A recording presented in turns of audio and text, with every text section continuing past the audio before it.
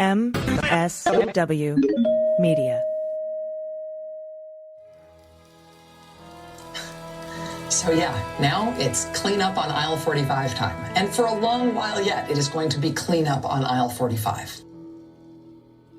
Hey, everybody. Welcome to episode 216 of Clean Up on Aisle 45. It's Wednesday, March 12th, 2025. I'm Allison Gill. AG, what's up? I'm Harry Dunn. We have a lot to cover today, including updates on New York City Mayor Eric Adams, along with federal judges pushing back on Trump's attempt to pardon January 6ers for crimes unrelated to the attack on the Capitol. Yeah, as if pardoning them for the attack on the Capitol was okay. Yeah. Now they're like, yeah, well, I stole some underwear from Victoria's Secrets in 1986. I should be pardoned for that too, because I was at the Capitol on January 6th. It's just there's gun charges, child pornography charges, all of this stuff, and we'll talk about that. Plus, we have updates on the Merit Systems Protection Board member, Kathy Harris, an update on former special counsel Hampton Dellinger.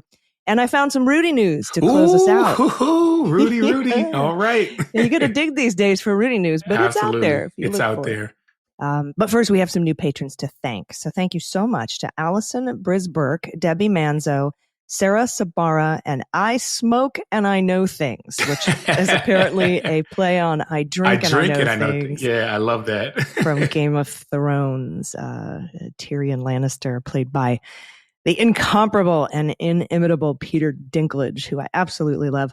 But, you know, before we get into the news today, you brought something up that is has been really upsetting to a lot of folks, including myself, in that there were Republican legislators, probably under the orders of Donald Trump, to rescind transportation money to D.C. if Mayor Muriel Bowser, a black woman, didn't paint over the Black Lives Matter plaza, extorting her to do that. Again, a humiliating extortion. It's literally technique. just extortion. I think it came from, was it Paul Gosar or one of the morons over there? Well, I mean, they all are, but they said basically they're going to withhold transportation funding up in the couple millions of dollars to Washington, D.C. if they do not remove the Black Lives Matter plaza in front of the White House. And you know Donald Trump hated to see that every day he came home or whatever. It's those are not familiar with Black Lives Matter plaza. It came about during the aftermath of George Floyd.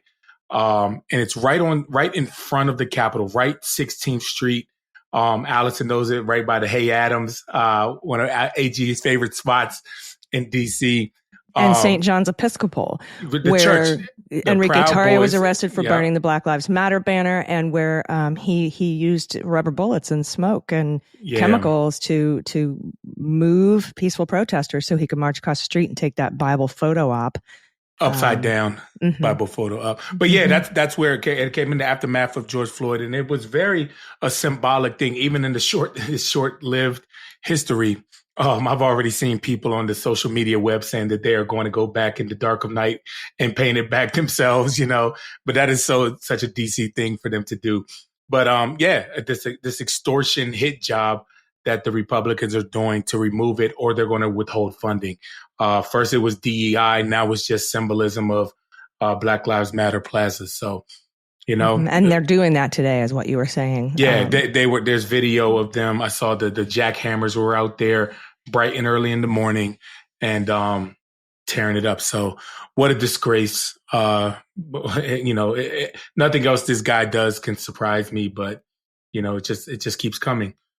Yeah, it does. And so in that vein, I wanted to talk about Trump's pardons of January 6th insurrectionists and how at first, right, the Department of Justice wasn't trying to let them off the hook for unrelated crimes.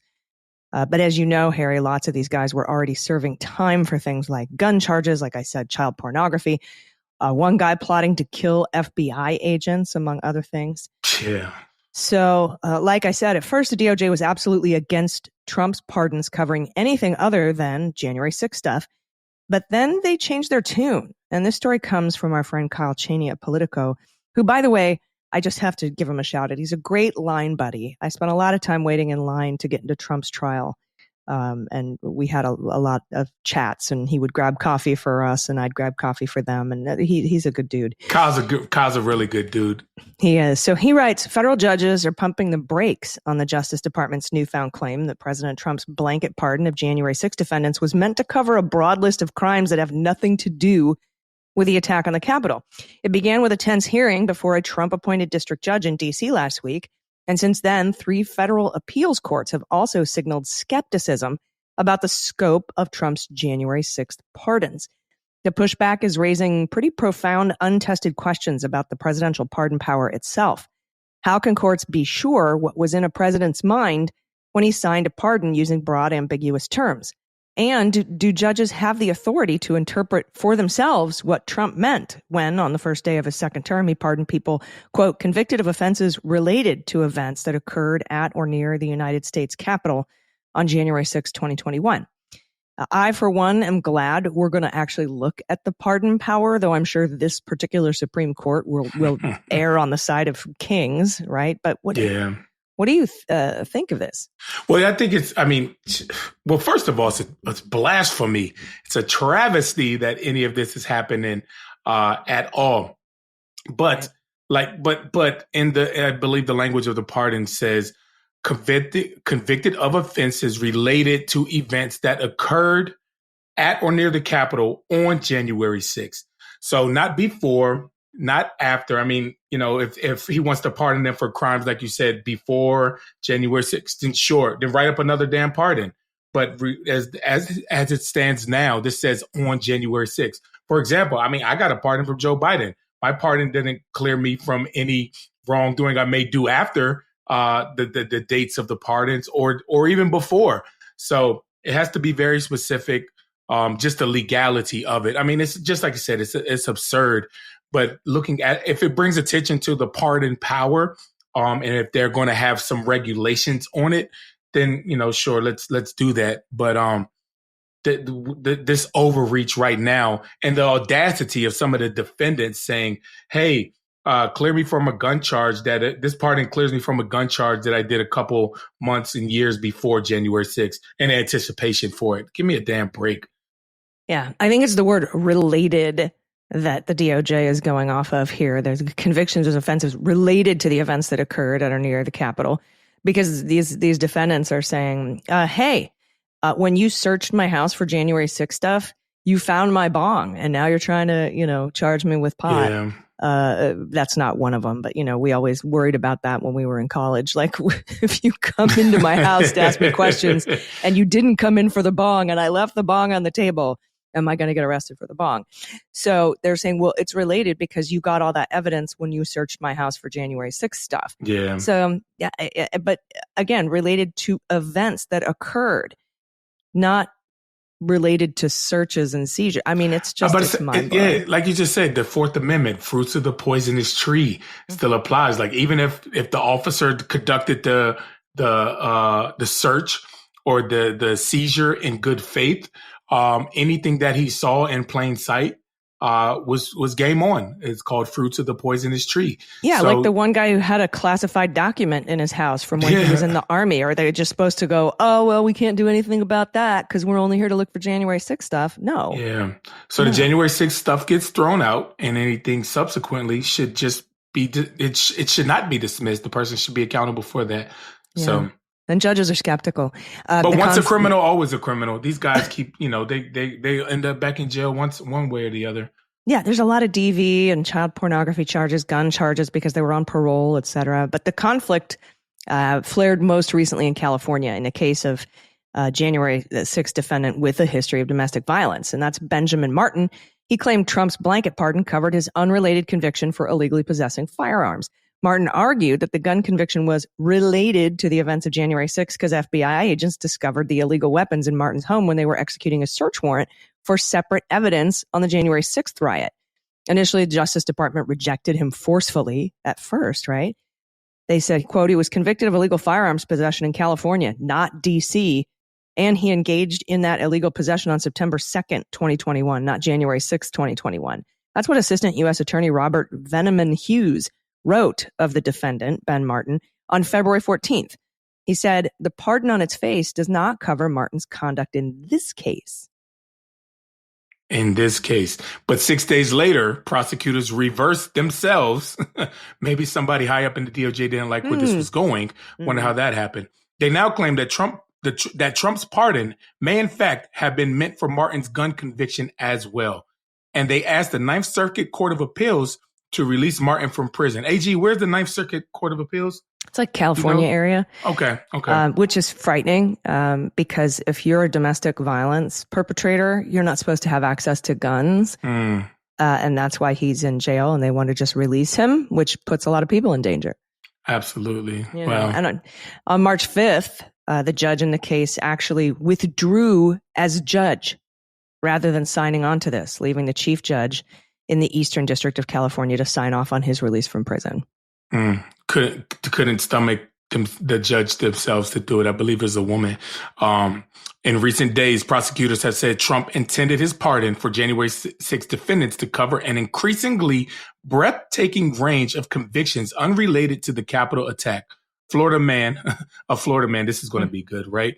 Jeremy Brown, 7-year sentence for possession of grenades and classified information. A Maryland man, Elias Constantines, 2-year sentence for possession of firearms and drugs, and Kentucky militia member Dan Wilson's 5-year sentence for illegal possession of 6 firearms.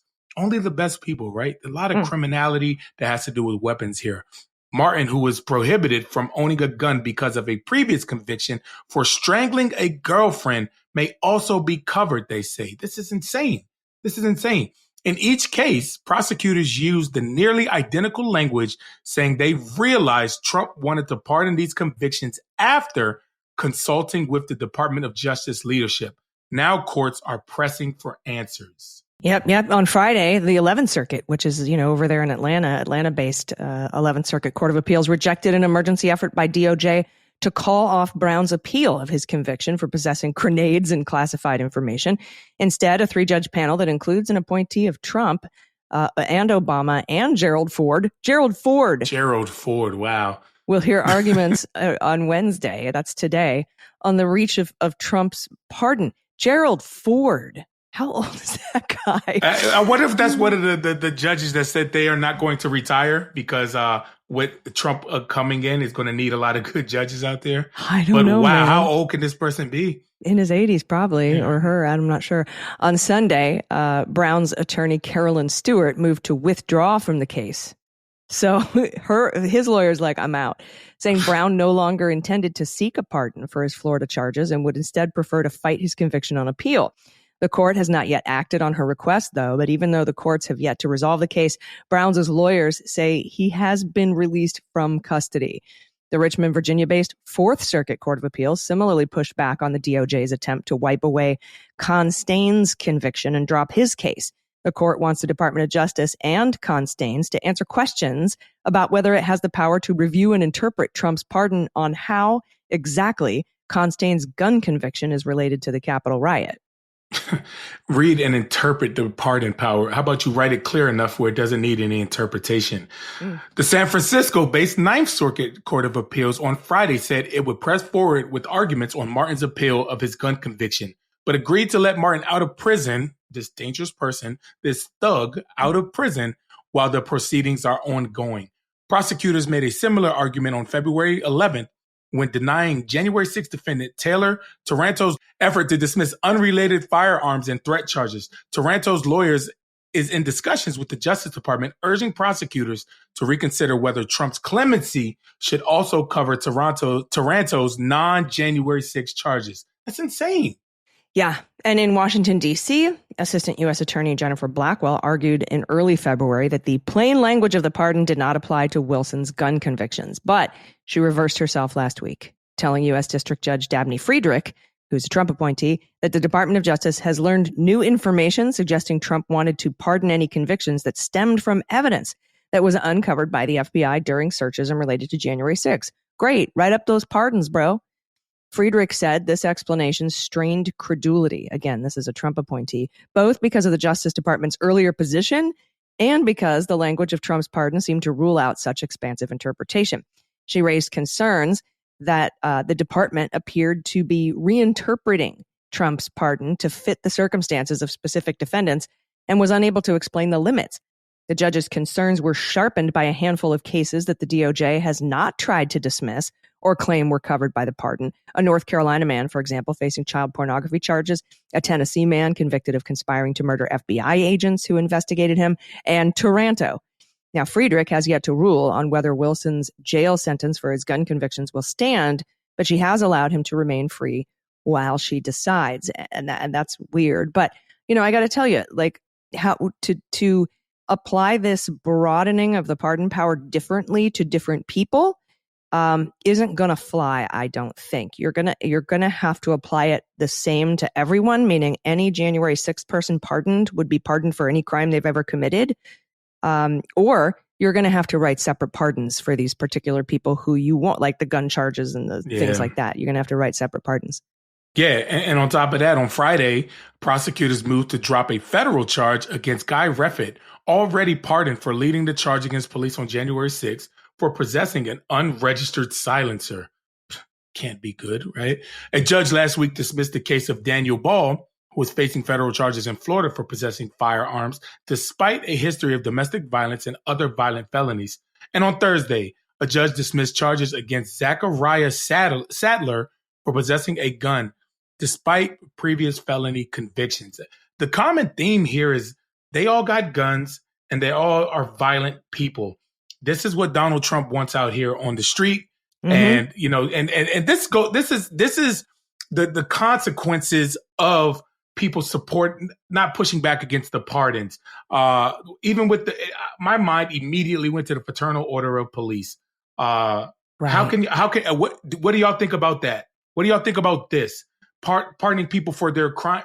This is a slap in the face, not only to law-abiding citizens, but to law enforcement who did their job and got these bad guys off the street and uncovered the true nature of them, not just by their actions on January 6th, but showing all their previous history, unregistered silencers and felons in possession of guns and grenades. Who the F got grenades? Like what? I've done a lot of shooting and I've never even seen a grenade in real life. I mean, I've seen dummy ones, right? But I was in the military and I've never seen a grenade in real life. What the hell do these people got grenades? These are bad people, and this pardon and the absolute slap in the face and just pissing on the rule of law by Donald Trump is just absurd. Yeah, it really is. And we will keep an eye on these cases as they go forward. And thanks to Kyle Cheney for the reporting. We've got more to get to. We've got to talk about Eric Adams next, but we have to take a quick break. Stick around. We'll be right back.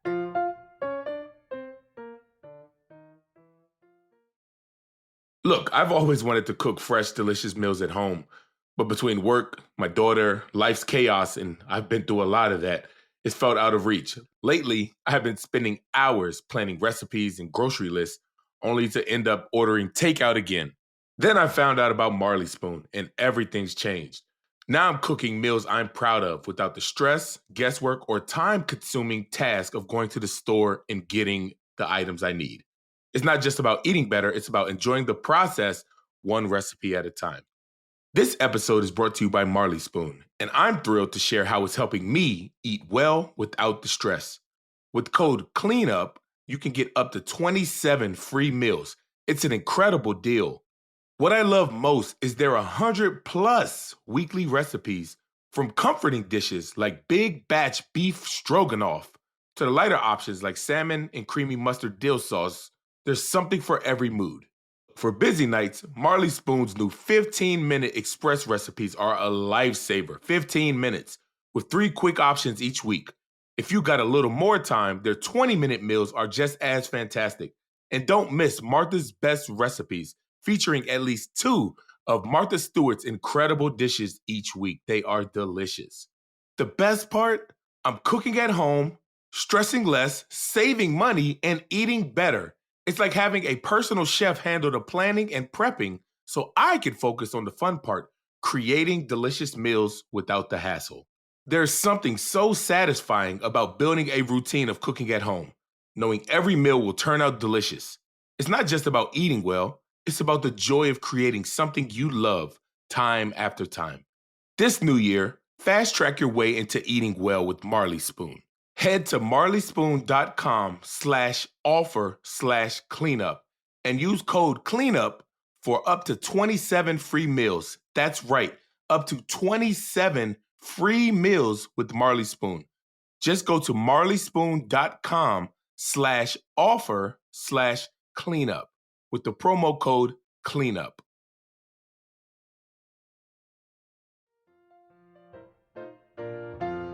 All right, y'all. Welcome back. Oh, my God. Eric Adams. Eric effing Adams. Where do we leave off, AG? Let's see. With Eric. Well, last week we talked about his campaign's $3 million math error, which still hasn't been resolved.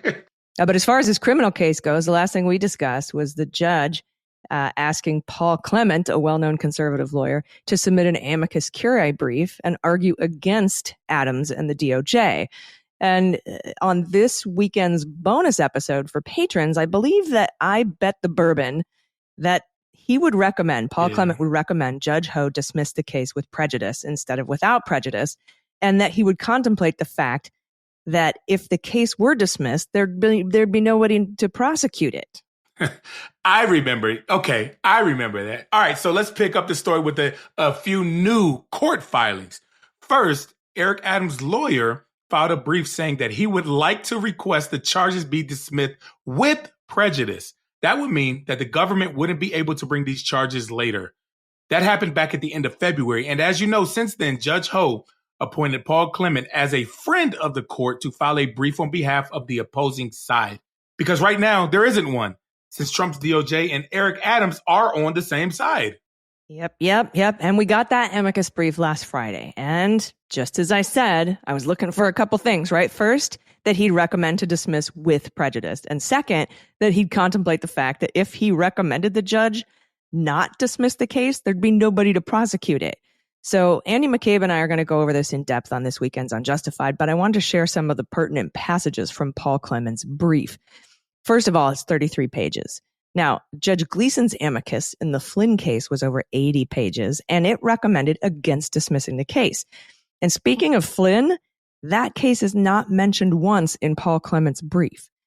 He says Rule 48A, which governs motions to dismiss, quote, authorizes the court to consider how the prosecution should be discontinued with or without prejudice, rather than empowering the court to take over the distinctly executive prosecutorial function. He says the same basic separation of powers principles that counsel against a court maintaining a prosecution over the executive's objection support dismissal with prejudice here. The executive's unilateral option for ending a prosecution, namely a pardon, more closely resembles a dismissal with prejudice. And the executive's undoubted power to decline to initiate prosecution leaves a citizen's liberty untouched. But a dismissal without prejudice creates a palpable sense that the prosecution outlined in the indictment and approved by a grand jury could be renewed, a prospect that hangs like the proverbial sword of Damocles over the accused. Does it sound familiar? Damocles sword reference. of Damocles, yeah. How many times did I say that? AG, in short, what does that mean? In short, all of this, what does this mean? Yeah, basically, he's saying that, look, if the court doesn't have executive power, the executive branch has executive power. Mm-hmm. And if the court were to match the executive power here, which would be the pardon power, it would be dismissal with prejudice, meaning you can't bring those charges again, because if you dismissed it without prejudice, right, then again, that's that sword of Damocles. That's the Trump administration holding over the head of Eric Adams, the ability to prosecute him in the future if he doesn't do what he's told. So he's basically agreeing with sort of everything that we talked about. But he's coming up short of telling Judge Ho to not dismiss this case. Yeah, it's kind of like, all right, somebody being the damn adult and get your ducks in order. But yeah, it's so many rules. But the thing that stood out to me when you said that the court does not have executive power, only the executive branch has executive power. Donald Trump, the way he's been, would never ever say anything like that. He doesn't respect the separation of powers. He doesn't respect it. So I'm curious to see how this is going to go. Right. And something else I was looking for is, remember when the Judge Ho, was like, tell me, Paul Clement, whether I should be able to consider materials outside the actual motion to dismiss, namely that memo that Emile Beauvais wrote to Danielle Sassoon that caused her to resign and write that big old long letter, or that meeting in which they talked about the quid pro quo and then Emile Beauvais like gathered the notes up at the end, like those materials. So the judge was like, tell me, can I consider those, or do I have to only stick to the motion? Because Emile Beauvais is arguing, and now Todd Blanche is arguing, no, it's only the motion can be considered. So this is where Paul Clement says that these general principles inform the specific questions the court has asked the parties and the amicus to address. In short, Rule 48A gives the court an important but limited role, principally focused on how, not whether, a prosecution should be dismissed. In discharging that function, a court can consider materials outside the Rule 48A motion itself. In a rare case like this, where executive deliberations have already been made public, the court need not ignore those materials, that other stuff, the memo and the notes and stuff. Moreover, the proper scope of judicial inquiry is informed by the primary judicial mission under Rule 48A, namely deciding whether to dismiss the prosecution with or without prejudice. Thus, where the publicly available materials are sufficient to support dismissal with prejudice, there's no need for further inquiry. Here, the publicly available materials and the basic dynamic of a federal prosecution of a popularly elected public official counsel in favor of dismissal with prejudice. Finally, even if this court were to deny the government's motion, it could not constitutionally force the executive to proceed, which would likely necessitate a dismissal with prejudice on speedy trial grounds. So what he's saying here is, yeah, you can consider other stuff, but I'm going to recommend dismissing with prejudice, because if you deny the motion to dismiss, you can't force the DOJ to prosecute. They'll sit there on their hands while the speedy trial clock ticks away. Then Eric Adams will file a motion to dismiss for failure to go to speedy trial, and the whole thing will be dismissed with prejudice anyway. I love how he's acknowledging all these potential loopholes just literally just loopholes of how to keep him out of this, which Donald Trump has thrived on his entire life, is loopholes and how to get out, delay, then file a appeal because of said delay that he requests. So yeah, that's very smart and very forward thinking of the counsel here. So I don't know. I think he should have advised against dismissal the way Gleason did in the Flynn case, and then let the executive figure it out. Let them sit on their hands and run out the speedy trial clock, and then file to dismiss. That to me would be the proper way to go, since this goes against dismissal goes against the very rules that govern 48A motions to dismiss. It seems like a preemptive kind of rolling over of like, well, it'll be dismissed with prejudice anyway, so we might as well do it now. But that doesn't really comport, I don't think, with the rules surrounding these motions. I just wonder if that gives Eric Adams, like you said, because if they do get into that ground of the speedy trial, Eric Adams will have grounds for an appeal to dismiss outrightly, which I guess is what he wants altogether. So that's what he's saying. Yeah, he's saying like, look, if you say no, I'm not going to dismiss these charges, DOJ is not going to do anything. The speedy trial clock will run out, and Eric Adams will file a motion to dismiss for violation of the speedy trial. Yeah. So, which I think they should have gone through. And Judge Ho might still decide to do that. I'm about to say this is all under, this is all under advisement. This is what the report submitted to the judge. The judge now can review this. Got multiple opinions, and his is the only one that's going to matter at the end of this. And stay tuned, and we'll keep you updated with that. But now the DOJ has submitted their brief on the matter. And even though Eric Adams asked for dismissal with prejudice, DOJ is repeating their call to dismiss without prejudice. The brand new Deputy Attorney General, Todd Blanche, says the motion should be granted without additional delay. The appearances of impropriety are too great based on the conduct of the former U.S. attorney who initiated the case, U.S. Attorney 1, and the impediments that the case creates to President Trump's national security and immigration objectives are unacceptable. There goes the quid pro quo. We're going to dismiss this so you can, help us enforce our BS immigration policy. Right. And just to say that, executive order wants to, and, has the need to enforce this immigration order means that no one who would ever help enforce a federal immigration law, mayors, governors, local law enforcement, none of them can ever be convicted of a crime or prosecuted for a crime because they have to help carry out these executive orders. It's just bizarre on its face. And I'm sure Judge Ho will cover that. He'll be like, look, he might say, I'm going to dismiss this with prejudice, but not because it interferes with your immigration policy, but because you'll sit on your hands till the speedy trial clock runs out. It'll be dismissed with prejudice anyway. So, GFY, as they say. Yeah. By the way, Attorney 1 that you just mentioned, the appearances of impropriety. Yeah. That's Damian Williams. Now, Blanche then says that if the court considers materials outside the four corners of that motion to dismiss, like the memo Emil Bove sent to Danielle Sassoon or the notes he collected from that meeting outlining the quid pro quo, Blanche says the court should consider some new evidence. If you're going to look at that, you should look at this other evidence that Damian Williams was corrupt. One piece of evidence he wants the judge to consider is a draft letter that Danielle Sassoon sent to herself on February 12th, stating that she was, quote, personally disappointed in her predecessor's self-serving actions after his departure. Okay, well, if it was after his departure, how does that show that he was having an appearance of impropriety when he brought the case? Blanche argues that letter makes all of her protestations to the motion dubious at best. Another piece of evidence is a series of messages sent by Hagen Scotton. Remember that guy? The guy who said that only a fool or a coward would file a motion to dismiss? I remember that name. That's not me. It was never going to be me. Well, according to Todd Blanche, Scotton wrote, quote, Damian Williams obviously has political ambitions, and I think suggesting we doubt that just costs us credibility. He also says that it was pretty plausible to him that Williams, quote, had a political motive in bringing the case.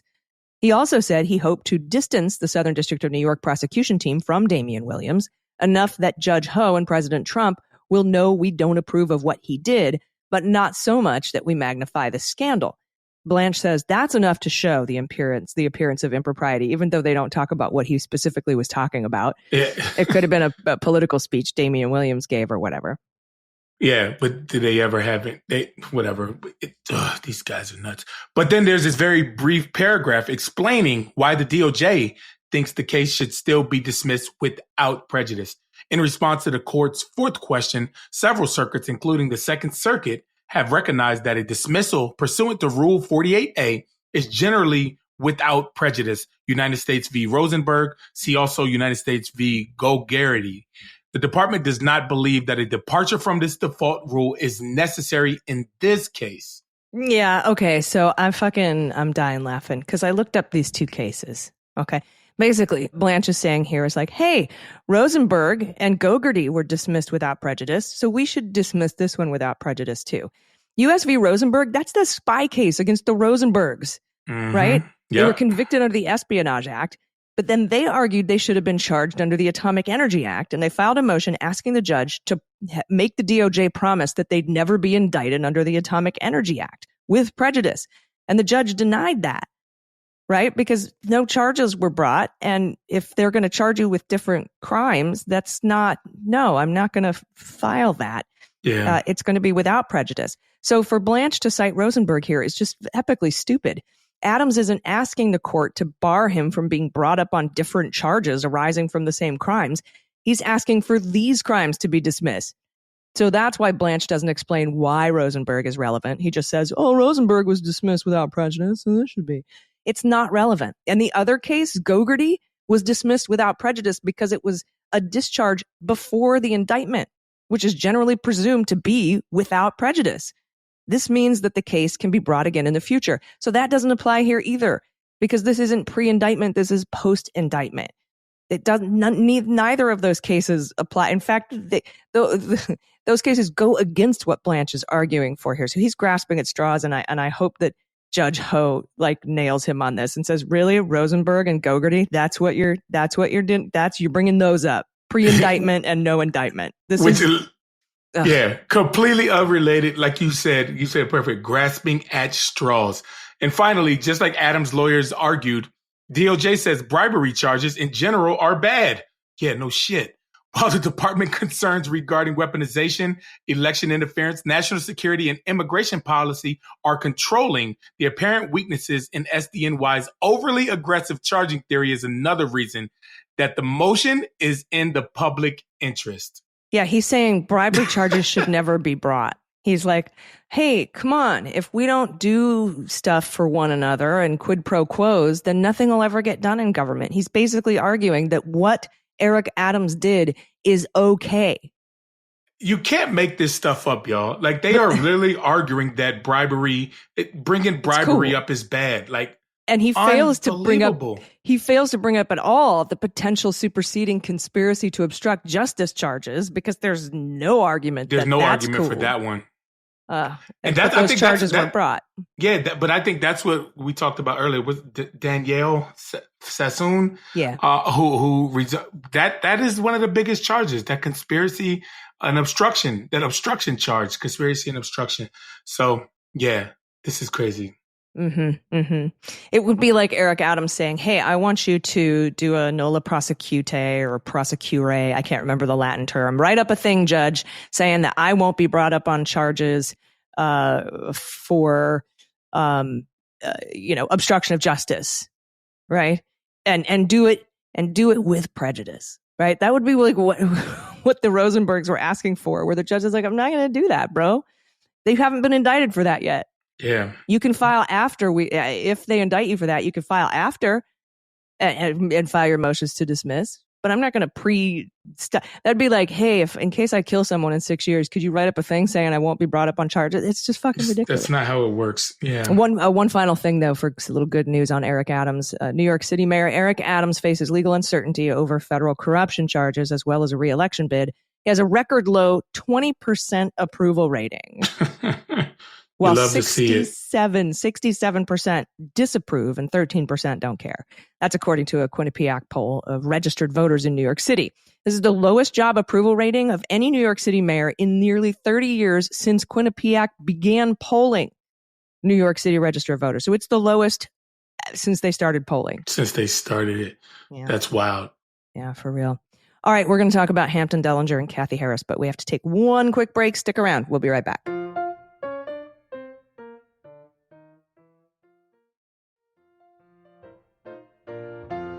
Hey, everybody. Welcome back. All right, let's talk about Hampton Dellinger and Kathy Harris. As you likely know by now, Hampton Dellinger was the head of the Office of Special Counsel, an office dedicated to investigating and protecting whistleblowers and investigating wrongfully terminated federal workers. Kathy Harris is a member of the Merit Systems Protection Board, a multi-member board, which is an independent agency that protects federal employees and merit systems. Hampton Dellinger was wrongfully terminated by Trump about a month ago and sued because of a statute that says he can only be fired for cause. But recently, the Supreme Court determined that the head of the CFPB can be fired without cause because they're the head of an agency. So when the D.C. Circuit Court of Appeals vacated the preliminary injunction that kept Hampton Dellinger in his job, he was then removed from the Office of Special Counsel pending the outcome of the case on the merits. Now, fearing that the Supreme Court could gut the statute that requires special counsel to be fired for cause, and because he'd be out of a job on the sidelines for like a year plus that it could take to get the outcome, he withdrew his case. Yeah, good old Hampton. I think he put up a damn good fight and while it was going on. Yeah. But one of the members of the Merit System Protection Board that Hampton Dellinger submitted a stay request to was Kathy Harris. Hampton Dellinger found that it was likely that the Trump administration violated the law when they mass fired nearly 6,000 probationary employees at the USDA. Kathy Harris granted that stay, reinstating those workers and laying the groundwork for a new massive lawsuit filed by states' attorneys generals to undo all probationary firings across nearly 24 federal agencies. Yeah, pretty badass. Now, full disclosure, like I said, Kathy Harris was my lawyer in my wrongful termination case during the first Trump administration. When Natasha Bertrand wrote about my case in June of 2020, she reached out to Kathy Harris for comment in Politico. Kathy Harris said, quote, "It was totally retaliatory." That's Gill's lawyer, Kathy Harris, said of the podcast investigation, quote, "It was just meant to harass her and get rid of her. They were acting like private detectives." Now, later in 2022, Biden appointed Kathy Harris to the Merit Systems Protection Board, so she couldn't be my lawyer anymore. And I hired the Behrman firm, who's also been excellent. But Kathy Harris is a badass, and she cares deeply about the rights of federal government employees. Yeah, she sounds like a better somebody I would love to meet. This past week, U.S. District Judge Rudolph Contreras issues a permanent injunction against Trump for Kathy Harris's unlawful removal, ABC News reports. Contreras found that Harris's removal broke the law because Trump failed to provide cause for her removal when the White House communicated last month that her role had been terminated in a one-sentence late-night email. Contreras noted that Harris had actually been efficient and effective in her role, clearing the board's massive 3,800 case backlog. Contreras also said, because the president did not indicate that he sought to remove Harris for inefficiency, neglect of duty, or malfeasance in office, his attempt to terminate her was unlawful and exceeded the scope of his authority. Ooh, I bet he didn't like that. Yep. Right. Scope of my authority is absolute. So let's talk about the nuts and bolts of the judge's ruling here and how this is different from the Hampton Dellinger case, at least in the eyes of the Supreme Court, probably. So what made this decision a permanent injunction as opposed to a preliminary injunction is that here, let me read to you from the Contreras ruling. Quote, "The parties consolidated preliminary injunction briefing with the merits, and Harris moved for summary judgment. The court grants that motion along with declaratory judgment and a permanent injunction." So, because Kathy Harris moved to consolidate her motion for a preliminary injunction with the merits of her case, she could move for summary judgment, and she got it. That gives you a permanent injunction, which is appealable, just like a preliminary injunction is. And Trump has appealed it, while Kathy Harris has hired Neil Katyal to argue her case on appeal. But so why is this case different from Hampton Dellinger's? Well, for one, Harris is a member of a multi-person board and not the head of an agency. The court is bound by precedent, and the judge cites the Supreme Court precedent in his permanent injunction ruling. He writes, "The court first considers the constitutionality of the MSPB structure, concluding that its members for cause removal protections are constitutional under Humphrey's executor. Federal law thus prevents the president from removing members of the MSPB without cause, and the president's attempt to terminate Harris was unlawful. As such, Harris is entitled to summary judgment." Yes, and Humphrey's executor is a unanimous 1935 Supreme Court ruling that established that presidents cannot fire the appointed leaders of the alphabet soup of federal agencies without cause.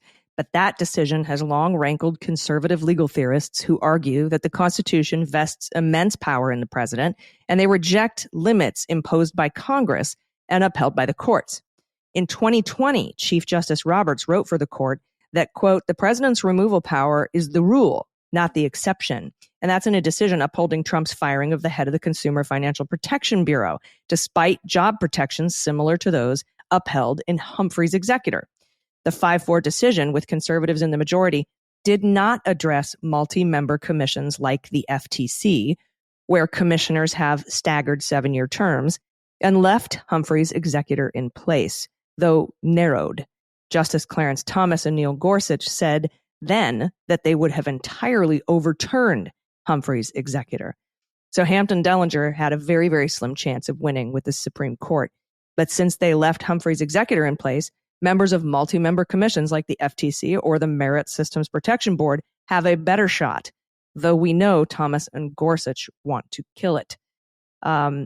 So this is a long-standing precedent. So this particular court is a district court. They have to go by the precedent. They have to go by what the Supreme Court did in 1935. And in 2020, when this particular conservative Supreme Court left Humphrey's executor in place, they're bound. This judge is bound by those rulings. Now, the Supreme Court is not bound by those rulings. They can overturn Humphrey's executor and allow for the firing of the the lady on the National Labor Relations Board, or Kathy Harris on the Merit Systems Protection Board, or members of the FTC, FEC, SEC, right? These independent, non-agency heads. Right. So we'll see what the Supreme Court does. But I mean, recently we've had Amy Coney Barrett and Justice John Roberts joining the liberal justices against stuff that Gorsuch and Alito and Thomas want to do, like kill Humphrey's executor. We'll see what they do in this case. And we know we will, because this Kathy Harris case will go to the Supreme Court. Yeah, and I think this gives a little bit more insight why Hampton Dellinger has bowed out, because he sees that there's a path for Kathy Harris to make a little bit of good trouble. So, shout out to Hampton Dellinger. And for those that he was on Rachel Maddow shortly after that. And I advise y'all to check it out. It was pretty good interview. Yeah, he explained it pretty well. All right, we got some disturbing news about Joni Ernst. And of course, we'll close out with Rudy, but we got one final break to take. So stick around. We'll be right back.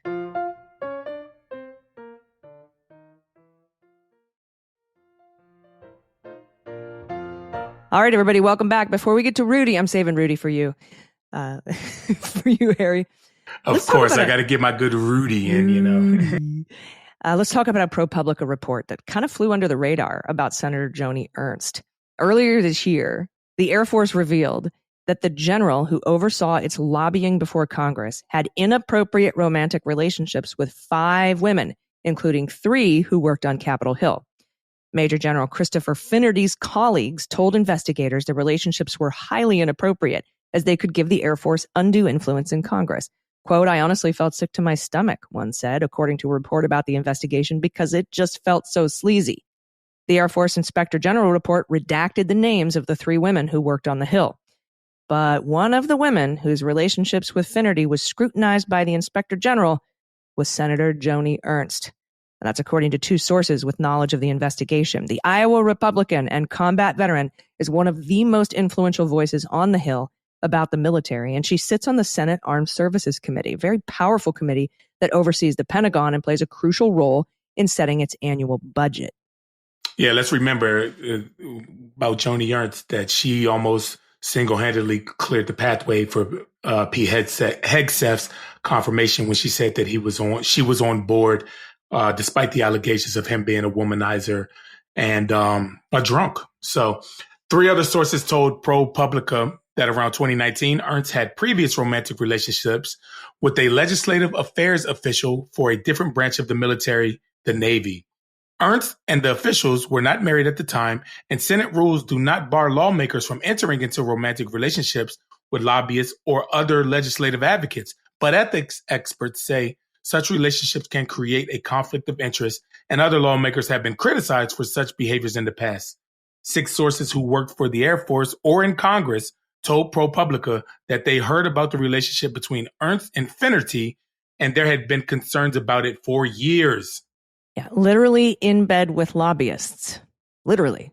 So why is this important? Like you said, at the time of the report's release to Congress in early January, Ernst's influence over the Pentagon was on full display as she sat at the center of the Trump administration's most contentious confirmation battles. Ernst had made statements suggesting she had reservations about Trump's nominee for Defense Secretary, Pete Hegseth, like you said, Harry. And though she had later made encouraging statements, she had refused to formally back him. But then, in mid-January, Ernst reversed course under pressure from Trump allies and formally endorsed Hegseth. Her backing was considered pivotal in reviving what had appeared to be a failed nomination. So that's, this kind of... I was disappointed in Joni Ernst when she backtracked on the Military Justice Improvement Act to take the decision to prosecute rapes out of the commander's hands and putting it in a neutral third party's hands. And, who knows, maybe sleeping with the Air Force and the Navy commanders made her change her mind. Maybe so. I mean, one can only speculate. But this is the kind of stuff that needs to come out when the people are running against them, because clearly there's not going to be any punishment. Nobody cares. There's no calls to step down, no calls to not even step down from the Senate, but step down from the foreign affairs, the committees that she sits on. But moving on is Is anyone interested in buying a New York City apartment at a deep discount? Caution, you might need to bring some Lysol with you. Disgraced attorney Rudy Giuliani has once put his New York City apartment on the market for just under $5.2 million, less than a month after he avoided handing over the home to two defamed Georgia election workers he was ordered to pay $148 million in damages to. Giuliani initially listed the property at $6.5 million in July 2023 before lowering that price to $5.18 million. Now, less than a month after his lengthy legal battle against Freeman and Moss came to an end, Giuliani is once again attempting to offload his home. Probably he needs a deep clean of that thing. That's good discount, though. 1.42 million, cheaper. It's a lot cheaper, but like I said, is it worth the smell? I got to stink in that thing, man. Giuliani's New York City property, although dated, offers many amenities rarely seen inside a Manhattan home, including a wood-paneled library, a wood-burning fireplace. I wonder how many documents Donald Trump burned in there. A semi-private elevator landing, and sweeping views of Central Park. This sounds like you should be selling it. Like there should be music behind right, it. There should be Giuliani's music. New York property offers many amenities rarely seen inside a Manhattan home. Located on the Upper East Side. Close to Central Park and Madison Avenue, the landmark building dates to 1906 and fronts a Gothic-inspired brick and terracotta facade. The formal layout includes a living room, a library with a wood-burning fireplace, and a dining room that leads to a glass conservatory, which could be used as a breakfast room for casual dining. No, you're right. You should say that should be changed from the formal layout includes a living room, a library with a document-burning fireplace, and a dining room that leads to a glassed conservatory, which could be used as a breakfast room or voyeurism watching other people have sex. There's so many things. We should change we should write up a mock I'm about to say property listing. They should let us do this. It would be hilarious and it would probably get sold. 2 bedrooms and 2 baths were combined to create an impressive primary suite. There are 2 additional bedrooms for guests as well as a shared bath. Staffing at the White Glove Co-op includes porters, a resident manager, and 24/7 door attendants. They're covered by a monthly fee of $10,719. It's only been searched once. In 2021, the FBI... wait, only once. It's only been raided I don't know. I think it once. was searched in 2018 too. Maybe it's been searched twice. Maybe. But in 2021, the FBI searched the home in investigation into Giuliani's dealing in Ukraine. So if anybody's in the market for a Giuliani home, it could be yours if the price is right. Yeah, for the low price of what is it? 5.18 million. Yeah, 5.18. Yeah. Holy shit. Yeah, a document burning fireplace is a must for me in any home. Absolutely, any home with corrupt people. So, but I tell you what, I mean, I'm sure. Honestly, all jokes aside, I'm sure it's a beautiful place. Like, just going to New York, there's some amazing properties there, even though they belong to some scumbags. But there's some amazing properties there. Yeah, and the glassed treason conservatory is beautiful. The light comes through from Central Park. It's very nice. All right, everybody. That's the Rudy news. That's the Rudy news. And we still don't know what the settlement offer was they reached. Yeah. It could have included something like, hey, sell your apartment, give us the proceeds, so we don't have to seize it and sell it for you or whatever. Oh, who knows? Yeah. What the conditions of the final settlement were, but we do know that he had to stop defaming them, and he seems to have done that. So that stopped, which is probably the number one thing on these women's minds, is just to stop defaming us. Leave us the F alone. Right. God, what a nightmare for them. 2 brave women, heroes. Absolutely, great people. So yeah. All right, that is our show. thank you, everybody, for listening. Thanks to our new patrons. If you want to sign up and become a patron, get these shows ad-free and early, and support independent media, you can do it at patreon.com/aisle45pod, AISLE45POD. We'll be back in your ears this weekend for our bonus episode for patrons. You got any final thoughts today, my friend? No, I just got back in and I'm recording fresh off the train. I didn't take the plane this time. I took the train out to up to Connecticut, and Congressman Jim Hines, the Lieutenant Governor, and also Senator Blumenthal were at an event, a Democratic event that I spoke at. People are fired up all across the country that I've seen so far. People are fired up. Listen, like guys, it's a lot of despair and anger and sadness and uncertainty going on.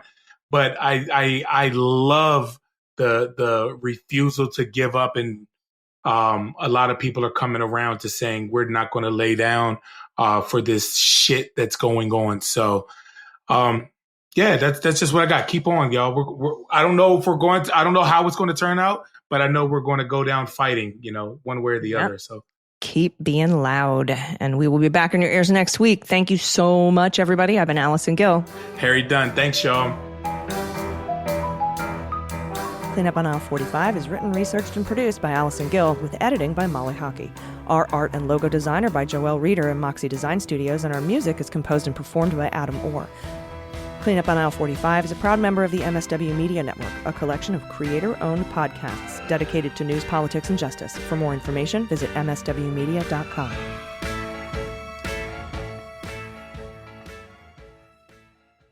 MSW Media.